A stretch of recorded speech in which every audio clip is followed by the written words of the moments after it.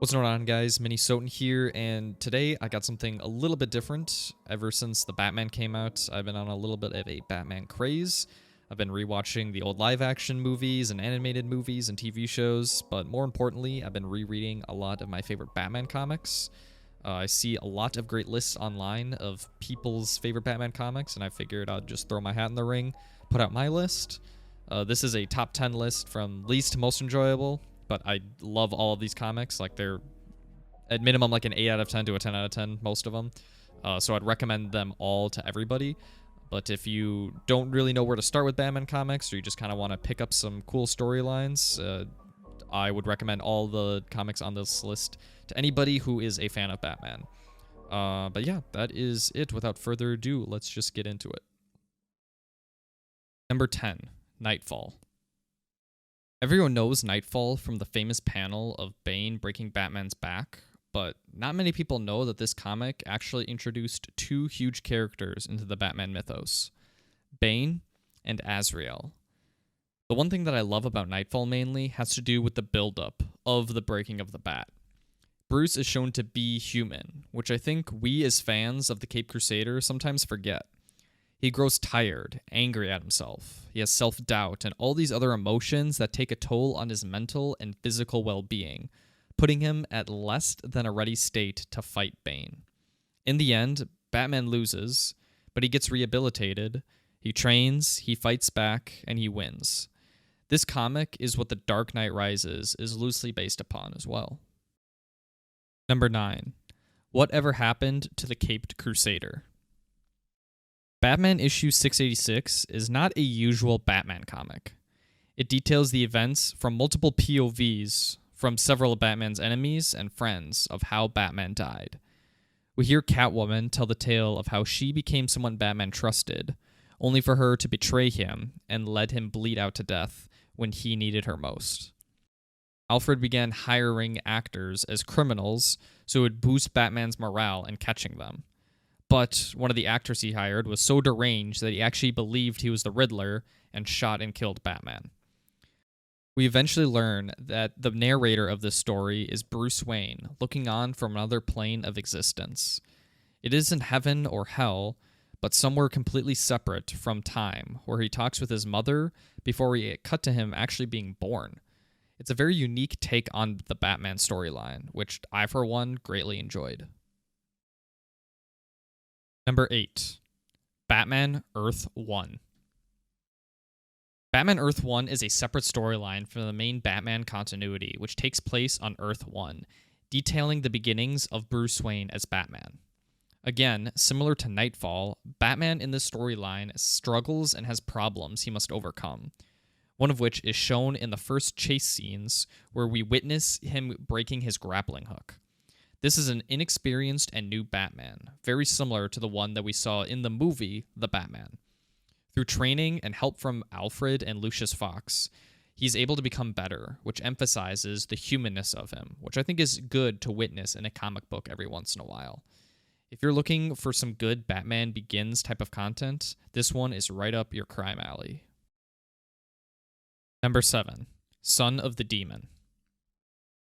Son of the Demon is a comic that I think gets glossed over way too much. This thing is like the pinnacle of what an 80s action movie is like, if it had Batman in it. The story centers around Batman and Ra's al Ghul, along with the League of Assassins, trying to solve the mysterious killer Kanan. This is the definition of an action-filled Batman comic. You see him in crazy fights, jumping off helicopters into the ocean, solving mysteries, trying to stop a rocket from taking off. The story literally has everything. It's a one-shot comic, so it shouldn't take you too long to read. And little fun fact that most people don't know is that this story is what inspired the creation of Damian, who would become Batman's son and Robin. Number 6. Arkham Asylum. A serious house on serious earth. There's a single Batman comic I would have an advisory to or warn readers before they read. It's Arkham Asylum. Dave McKean goes absolutely ballistic on his depictions of the Arkham inmates. You might not think that still images could scare you, but this comic might have you rethink that. The Joker will literally make your skin crawl. There's one panel where he yells April Fools, and I still can't get that image out of my head. It's that creepy. Story essentially revolves around Arkham Asylum being overtaken by its inmates, and Batman must go there to confront them.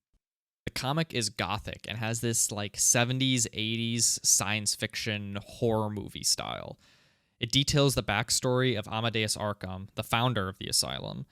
It alone should be experienced just for its out-of-this-world art style, but the story is great overall as well. Number 5, Court of Owls. Court of Owls is a very famous comic, most notably because it's one of the first new Batman storylines after the New 52. The comic depicts Batman trying to unveil the mystery of the Talons and the Court of Owls, a secret organization rumored to be behind everything running within Gotham. If you read this story, I recommend also reading its sequel, Night of Owls, a storyline that details the origins of the court and depicts what happens after the ending of the Court of Owls. Overall, it's a very, very good comic. Number 4, The Dark Knight Returns. The Dark Knight Returns is a 4-issue 2010 publication from artist and author Frank Miller. It is one of the most famous Batman storylines ever. The comic is the telling of an older Bruce Wayne who must come out of retirement to help Gotham City being overrun by gangs.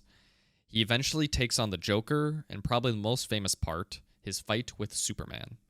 The Dark Knight Returns easily has one of the coolest Batman storylines ever. The plot, action, illustrations, and dialogue are all top tier. And it's easy to see why so many people love this comic. Don't get me wrong, I still love this comic, but I enjoy a few others just a little bit more. Number 3, The Long Halloween. Jeff Loeb and Tim Sale's Long Halloween has been the inspiration for countless live-action iterations of Batman. And there's a reason why. It is just that good. The Long Halloween is a noir-esque comic that perfectly paces the detective resourcefulness of Batman. The intertwined plots and peak mystery writing is why I love The Long Halloween so much. Several of Batman's rogues gallery make their appearance as well, which I think is pretty neat. For a comic that is over 20 years old, it's incredible to see how well it is still being praised and used as inspiration today. This is one of the most must-read Batman comics. Number 2, The Killing Joke. The Killing Joke, in my opinion, is the greatest one-shot Batman comic out there. The story shows the origins of this Joker, an engineer turned comedian. I don't want to spoil too much about the story in case you haven't read it, but it is brutal, and some of the most famous Batman comic panels of all time come out of this one-shot. The ending of this comic and what happens has also been talked about and debated non-stop since its debut in 1988. The Killing Joke is an essential comic for Batman fans. Just please don't watch the movie. But if you do, skip to like the first 30, 45 minutes after it starts once the Joker's introduced. The weird plot that they have in the beginning with Batman and Batgirl and the weird criminal side story, it's not good. Number 1, Hush. This might be a surprise for some, but Hush is indeed my favorite Batman comic. Jeff Loeb came out with another banger in 2002, and I think it's crazy that one man wrote both The Long Halloween and Hush. But the two stories also share a lot of the same traits, so I guess it makes sense. Hush is the definition of a red herring comic. You don't know who the mastermind is until the very end, and even then there's still some mystery left up in the air, which I love. So many characters and crossovers happen, including Superman, Huntress, Nightwing, etc. There's a lot more, but I just don't want to spoil anything. The comic is just peak when it comes to everything. I could talk about it for literal hours. I think the movie adaptation does a decent enough job with it as well. It gets the main points across, albeit there is some plot points left out that I wish they put in there, but I digress. Hush will probably forever remain my favorite Batman comic and favorite comic book of all time.